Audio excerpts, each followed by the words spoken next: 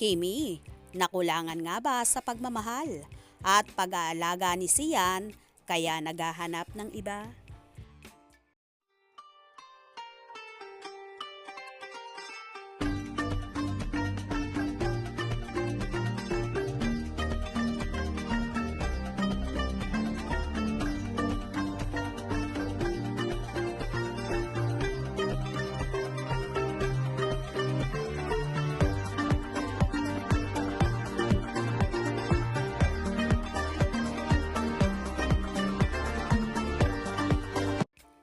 At ngayon ngang, sumambulat na sa madlang people ang kanya-kanyang statements ng longtime boyfriend-girlfriend na sina Kim Chiu at Sian Lim sa kani-kanilang Instagram.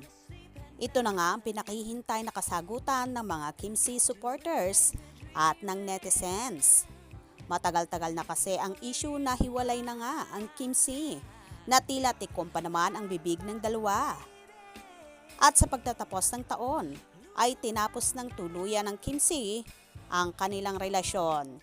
Na ayon pa kay Kimi, ay nagpapasalamat siya sa nobyo sa lahat ng pagmamahal at sa suportang ibinibigay sa kanya.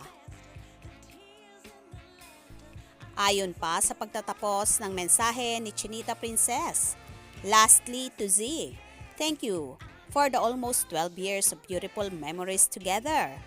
One can never imagine. You will always have a place in my heart. Thank you for showing me what love is.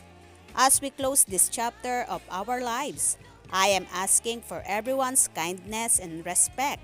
I hope this clears everything as well. All move forward with our lives. Samantala, kapansin-pansin naman ang naging sagot ni Sian Lim sa kanyang Instagram kung saan sa pagtatapos ng kanyang mensahe ay ito ang nakalagay. I wish that you will find all the happiness and love you are searching for. You deserve nothing but the best. No goodbyes here. I'll see you around, Pitonia at Chinita Princess. Tila, sa sinasabing yon ni Sian, ay nakukulangan si Chinita Princess sa pagmamahal at pag-aalagang ibinibigay niya. Kaya naman, naghahanap ito ng iba. Marahil nainip na rin ang dalaga sa tagal ng panahon. Ay wala namang plano talaga na pakasalan ni Sian si Kim dahil mas priority nito ang karera at kung ano-ano pang mga bagay-bagay. Well, kahit naman sinong babae, lalo't matagal na ang relasyon, ay umaasam na papakasalan sila ng nobyo at siya ang magiging priority.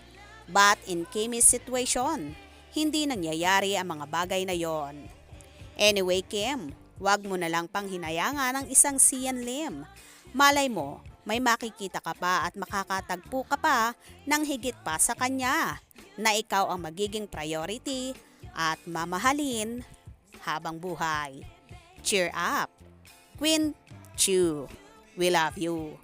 Kaya naman tumutok at wag na wag pahuhuli sa mga maiinit na kaganapan. Anong inyong magiging reaksyon sa bidyong ito? Comment below.